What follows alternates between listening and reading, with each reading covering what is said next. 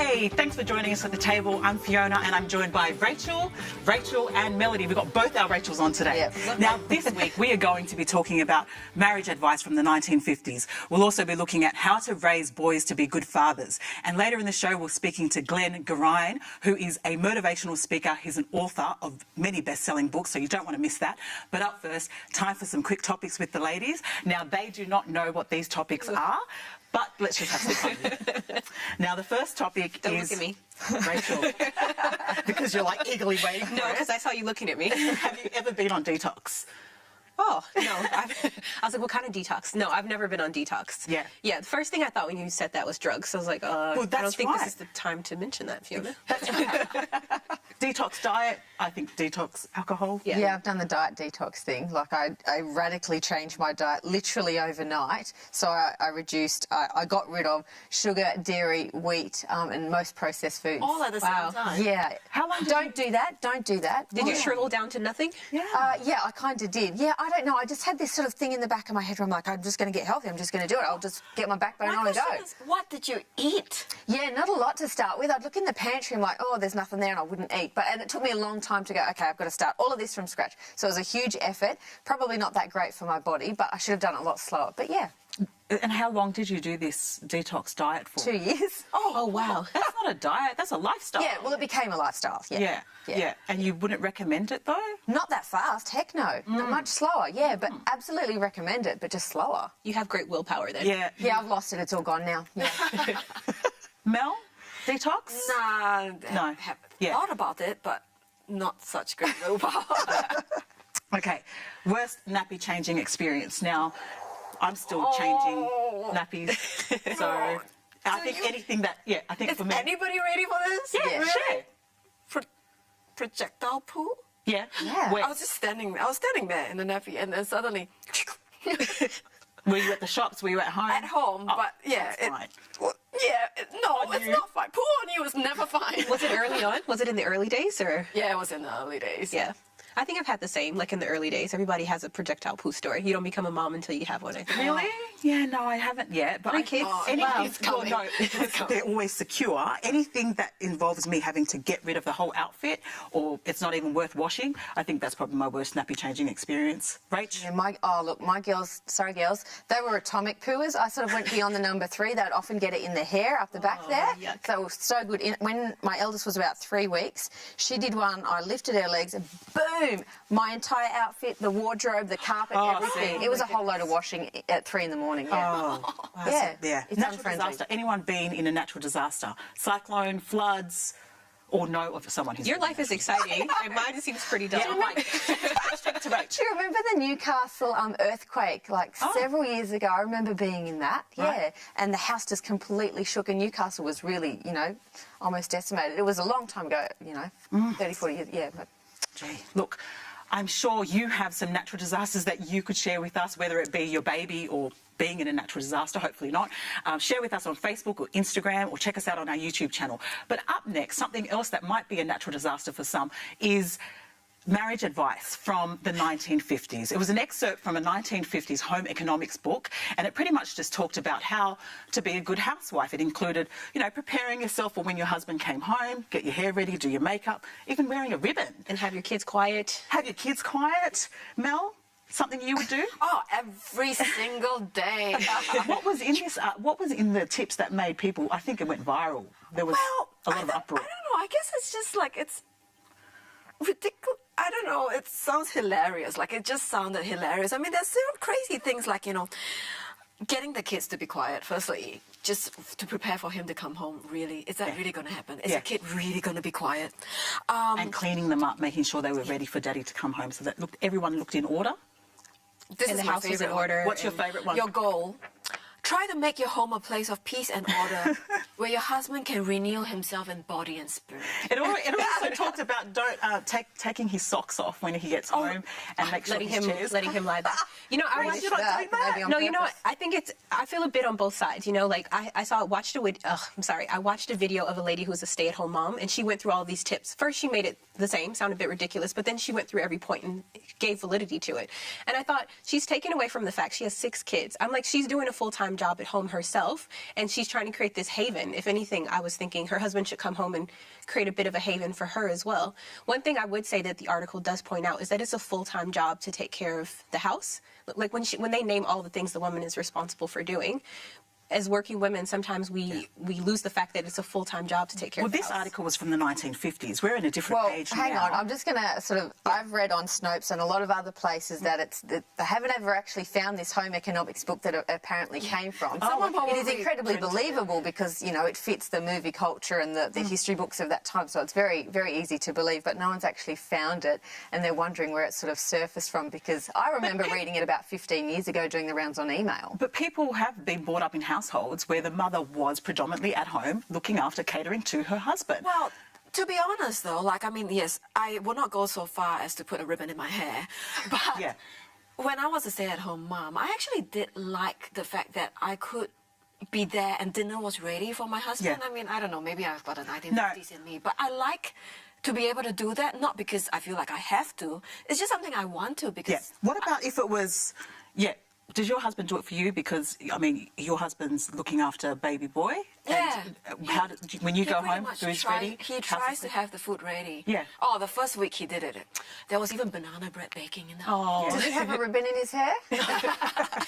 You know, I have Rach, another... I'm feeling like you're against it. I'm feeling like you're not feeling this. Oh, look, no, look, I think, it makes a very funny, interesting point. You can look at it from two sides, really. You can be offended because his value seems to be greater than hers, or you can go, hang on, does a man actually want to be seen like that soft and with such a lack of resilience, coming home needing to have, you know, all these little cotton gloves to look after him? I don't know that many men would even want that position. I think a lot of men probably would. But I Really? think, yes. Yes. Actually, I want to take it back a step and say, what if the woman's a stay-at-home mom, but she's making tons of money on her online business? But we be making all the same comments? Because really it's coming down to who's bringing home the money, not who's doing work. You know, the mom's doing just as much work taking care of the kids in the house as the husband is outside of the house. So what if she's making a lot of money as well? I don't know. That's what I was thinking. Well, then, wouldn't that be about being equal with your partner and having the equal responsibilities like we are, hopefully, in this day and age, sharing the Yeah, responsibility? it's about valuing each person's Yeah. contribution to the family. Yeah. So if you're at home full-time and not making any money and not contributing to putting bread on the table... You're still equally contributing to the house. You're definitely contributing. This You're is the keeping problem that I have child with alive. what's being Look, I said think there. it's a very debatable topic, and I'm sure you at home have some points that you would like to raise when it comes to 1950s marriage advice, or even how it works for you at home. Hit us up on Facebook or Instagram or YouTube. But now it's time to go out and about with Rach, who's pitching a tent. Who doesn't like tenting? Okay, there's probably quite a few people, but I'm here in the beautiful Wadigan Mountains, and I'm here to convince you that tenting is a fantastic thing for you and your kids. Let's start with the basics. You can pick up a small tent, a dome tent, for as little as $20, but that fits 2 to 4 people in it. And let's face it, the smaller the better. The kids are going to find it just like a cubby house. You ready to help Mum put up a tent? Just to start with a few practical tips, find somewhere flat where you can put your tent. The other thing to look out for is sticks and rocks and pine cones. You don't want them breaking through the surface of your tent or something uncomfortable to sleep on. Throw it away. Okay? The other thing is look for grass or pine needles to put your tent on. It's a lot softer. Don't forget, if you're going near sand, your pegs aren't probably going to stay in securely. It's probably a bit too soft. She's catching a mushroom. Is she? Save it. We'll cook it up. Just kidding. You want to stretch the floor of the tent out first and then put your pegs in the corners. That's going to give it a really good shape. And remember, if you need to move the tent later, you can just adjust the pegs. You got it? Right in that hole. Perfect. So you want to try and get your kids involved depending on their age and maturity level and their attention span. They're going to enjoy it more if they know that they've put a lot into it and they've got the tent up themselves. But sometimes we end up doing it on our own. Ta-da! Well, this is the final product. Don't worry if your first few attempts are a bit wonky. It's always good to practice, and it's really just about having fun, especially with the kids. You can always go down to your local park, or even your backyard is a great place to practice putting up the tent. And the kids actually love having a sleepover in the tent in your backyard. It's all about having fun.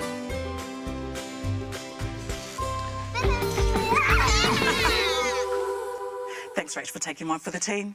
Now, in the studio is Glenn Garine. He is an author, a motivational speaker, and a former athlete. His dreams of competing in the Olympics came to an end because he was diagnosed with ulcerative colitis, and he has changed his life to be all about motivating thousands upon thousands of people. So we are blessed to have him in the studio. Glenn, thank you for joining us. Oh, thank you for having me. Now, I believe I read somewhere that you, with $2 in your disability account from your pension, thought you would start a youth centre. Who does that? Yes. Why not buy a bag of chips? Yeah, I guess I grew up as a Catholic, and I think Catholics have ingrained within them social justice and community service. And so I just wanted to make a difference in my local community. So that seemed to be the logical thing to do. So. Right. I just have a question to go back. You were diagnosed with what colitis? Ulcerative colitis. So What it's is- ulcers in your small intestine. Oh. So which flares up, and you find it very difficult to hold down food. So I that lost put a an lot of weight. end to Yeah, your sporting pretty career. much. Yeah, because I was a state champion sprinter, qualified for the World Juniors, and then pretty much got hit with this illness really quickly. Kind of came out of nowhere. I lost 20 kilos in about a 3-month period because I literally couldn't hold down any food. And so the doctors pretty much said, listen, your athletics career is over, Yeah. and you won't be able to work either. So what we're going to do is we're going to put you on a disability pension, and the government will pay you $80 a fortnight to have an existence, but not necessarily a life. Yeah. And I got to tell you, as a 17-year-old, I kind of spiraled into this place where I was like borderline depression. Yeah. Of course. Because not too many people tell you what to do when your dreams actually don't come true. Yeah. That's very true. How did that impact your faith at that time? Like, did you practice faith when you were 17? Yeah. Like I said, I grew up as a Catholic, really became a Christian probably about a year, a full-on Christian, about a year before this happened. So you could say it actually happened at a great time because I was Your faith in the would have Word. been tested, Exactly, right? it was definitely. Trial And- by fire. Oh, that's right. And I kind of, because I was stuck at home, I had literally nothing else to do but to read. So I kind of got myself into the Word and was reading a lot of books. And then at 22, which was like 5 years later, I got a revelation of that scripture, Jeremiah 29, verse 11. Yeah. For it One of my says- favourites. Yeah, exactly. For I know the plans I have for you. Plans for good, not for evil. Plans to give you a future and a hope. And that's kind of become my life scripture. Yeah. I'm just curious as well because you were saying that, there's not a lot of people that tell you what to do if your dreams don't come true. You've been through it now. What is your tip? For how to make... What to do when your dreams don't come It's true? about, How I do you- think, getting a vision for your life. A lot of people can kind of get stuck in a place. I mean, there's this great story in the Bible about Elijah in a cave. And the Lord comes to him and says, listen, what you need to do is you actually need to get out of the cave and go to the mountaintop where I can kind of give you a vision of your future. Because while you're stuck in that place, we can't actually really give you any sort of strategy. Yeah. Now, you actually talk get out about of it. being stuck in a place. It's easy for us when we're out to say, oh, we've got to get out of it. But how do you physically and mentally get yourself out of that rut? It doesn't happen overnight. Nothing happens overnight. I would try and be hopeful for like 10 minutes of the day. How And important is that was- hope? Right. Hope to me is the essence, and a lot of people have a different word for it. Some might call it faith, some might call it positivity, some might call it, resilience. But hope to me is the most powerful driver of human achievement, because when you're hopeful, you actually take action. And hope is even better, I think, than optimism, because optimism, people actually, when the boat is going down, they'll kind of go, they'll be happy about it. But pessimists will go, the boat's going down, we're all dead. So what are some characteristics of a hopeful person? But a hopeful person will say, how many people can we save? Do you think that being an athlete kind of made you resilient in that moment when you needed it? Because I think a lot of people would be in the situation you're in, but let their lives spiral. I think it definitely helped. I think being an athlete or being involved in sport teaches you discipline and focus and conscientiousness. And I think it's not so much about the strategy, it's about the psychology. Because, for instance, we all know how to lose weight. All you have to do is eat less, exercise more. So we all know the strategy. What we don't have is a psychology, which is about the discipline, the focus, those kind of character traits that are necessary to actually bring about real change in our world. Do you have to be born that way, or is it something that is developed? I think there are some people that have those natural tendencies, but I also think it can be developed. Doesn't matter what kind of environment you're from. Like if you know, some people come from different backgrounds and have different upbringings. Oh, absolutely. So, I don't think you're a product of your environment. You don't? I think you're a product of the choices that you make in that environment. Right. Yes, your environment does dictate to a certain degree, but you also have a right to choose, and that's where freedom comes in. And is the that what, ability to choose your own way. is that what made you think about this organization that you wanted to start? Was it this whole attitude that you have? Yeah, absolutely. Because I wanted to. I grew up. You know, my parents separated when I was 15. I grew up in a time in Australia where I was the only brown kid in an all-white school, so there's a lot of racial discrimination there. And then I got sick.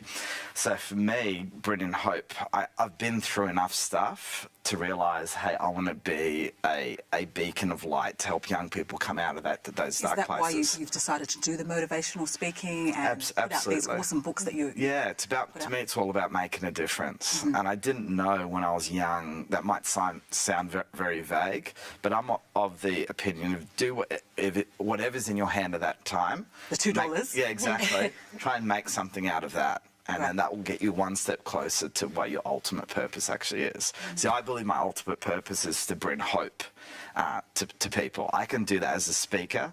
I could do that as a writer. I could do that as a cleaner or someone working out at a checkout.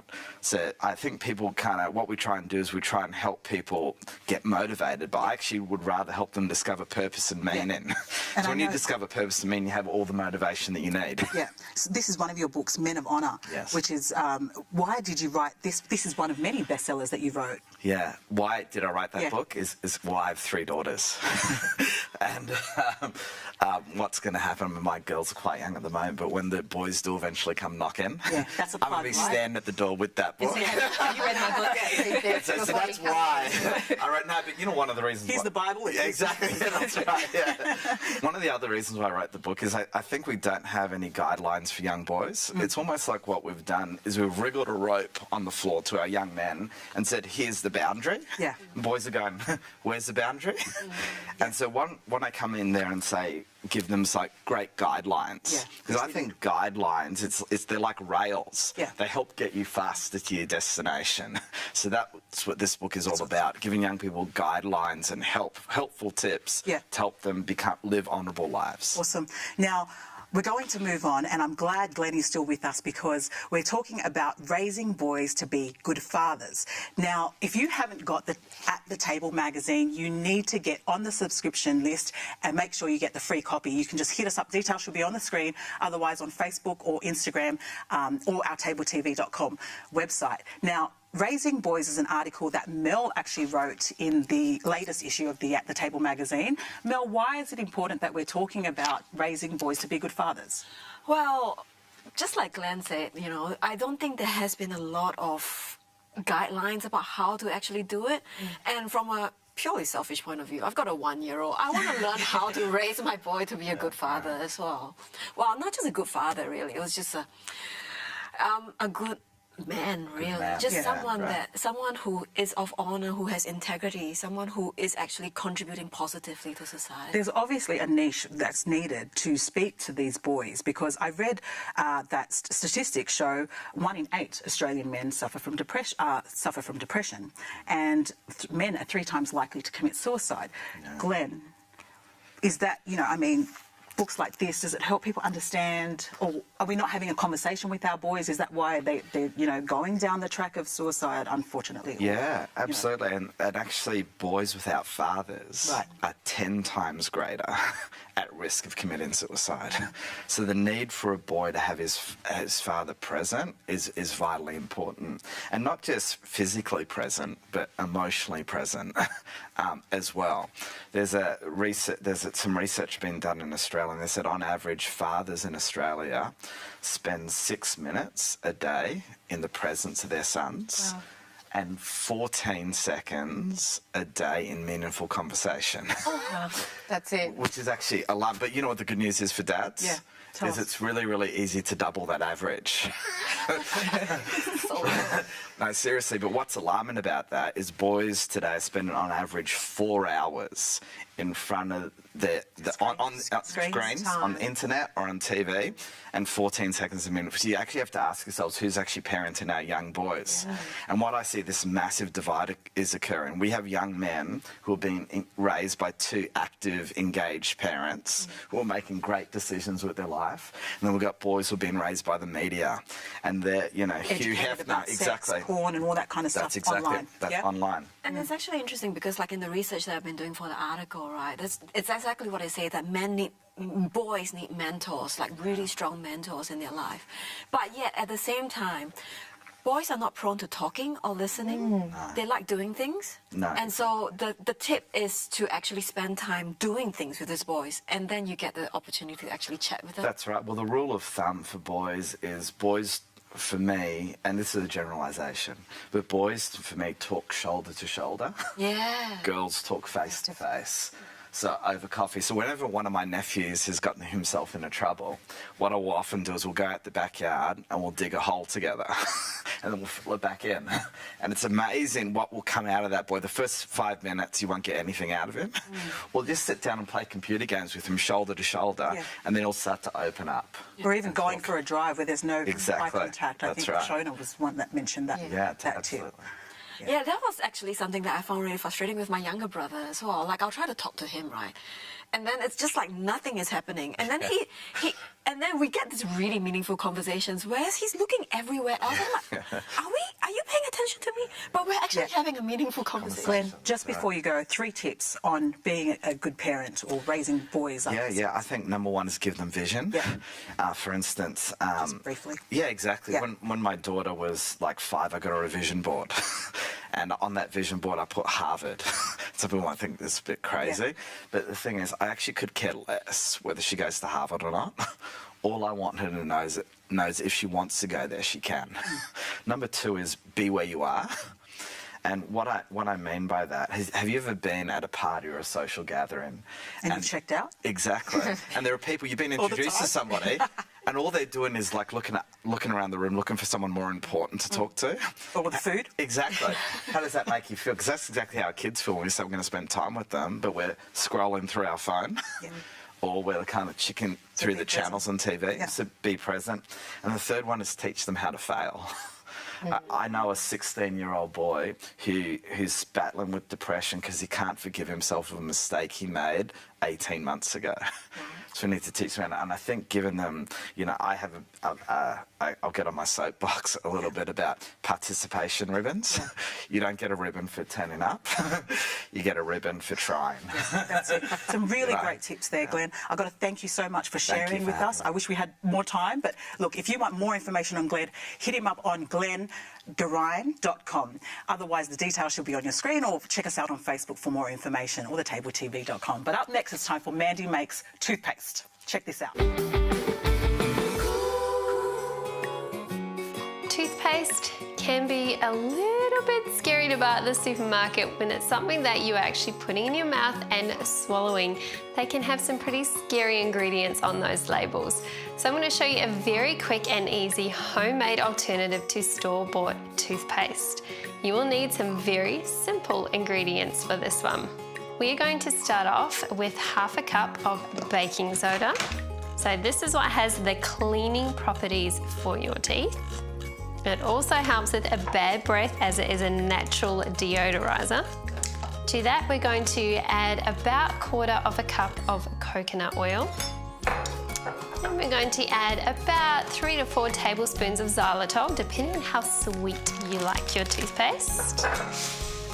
As you can tell, I'm not super accurate with these things. It's a bit of a guesstimate thing, but you just make it to the taste and flavour that you enjoy.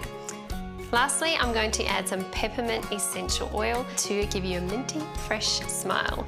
So all essential oils contain antibacterial and antiviral properties, so it helps with keeping your teeth healthy and your gums healthy as well. So let's do about 10 to 15 drops of this. Right, we have all of our ingredients in there, so we're just going to mix that up to form a nice smooth paste. Now, because we have used coconut oil, this can solidify in cold temperatures. So you may want to just run this under some hot water if it has got really thick in cold weather, just so it is easy to then apply to your teeth. Or if you simply run your toothbrush under hot water, that should be enough when you touch it to the paste to melt it to pick enough up on your toothbrush. All right, there we have it. We are all done. So when you're ready to use it, just get your toothbrush and put the same amount that you would of normal toothpaste onto your toothbrush, and you're ready to go. I hope you enjoyed this simple hack, and if you like it and enjoy it, please let us know on our Facebook page, The Table TV Show. We would love to hear from you, your thoughts on this very simple homemade toothpaste. Thanks for watching. See you next time. Sorry, I do not have time to make toothpaste, but I'm glad for Mandy. See, I would make it. I would have a crack at that. Yeah, I think it's a good alternative because I think there's a lot of sugar in our toothpaste these days. Well, but don't eat it. No, we spit it Kids do, though. Yeah, that's right. Well, look, next we're going to be talking about paying it forward. The concept of paying it forward, or someone paying it forward for you. Rachel, have someone ever paid it forward for you? Look, I don't have a memory, but personally, but I know last year, only a year ago, my mother-in-law, she unfortunately had to fly over to England because her father had died, and it was a really sad time. She was going on her own. She rocks up to the airport, and there's someone there who has picked her. She doesn't know who, she doesn't know why, swaps their first-class ticket with her economy ticket. Wow. And she was just so grateful to sort of emotionally sort of have that time and that space in the aircraft all the way over. But yeah, she was like blown away by that. Who would do that? It was just a random... He said the message was someone wanted to pay it forward. Wow. That was it. That was only a year ago. So people are doing it. It's really nice. Yeah, it is a nice... But Australia has an official Pay It Forward Day, April 28 each year. There's an international day as well. It was started in Australia 2007, and there's Facebook pages, and you can put up things that you do or you've had done to you for Pay It Forward. So it's a beautiful idea. And I guess, is it a concept of not only doing something good for someone you know, but doing something for people you stranger. don't know, and then that person continuing to pay it forward to somebody else? Exactly. Like, I imagine if that guy was watching your mother-in-law's reaction, and that would have been so meaningful for him. Yeah. And I love that people are doing things and they don't have to get credit for it. They don't have to stick it on Facebook or make it, publicize it. Yeah. Done And something. I think as Christians too, do unto others as we would have them do unto you, but not just to have good things happen to you, but because it's good to be kind. But sometimes doing good to others, even if they wouldn't do that good thing to you as well. Yeah. Yeah. Because anybody can be good to anybody if they've been good to them. Yeah. I actually saw a viral video of people doing that, like just in a little office, cleaning up someone's desk, and then that person went on and opened the door for someone. So just little things like that. Look, it's been great having a chat with you, and ladies, thanks again for being part of the show. It's always good to have a chat with you. Now, if you have anything to share with us on Facebook, Instagram, or YouTube. Don't forget thetabletv.com and subscribe to The Table Magazine. It's been awesome. Have a great week. All the best. God bless.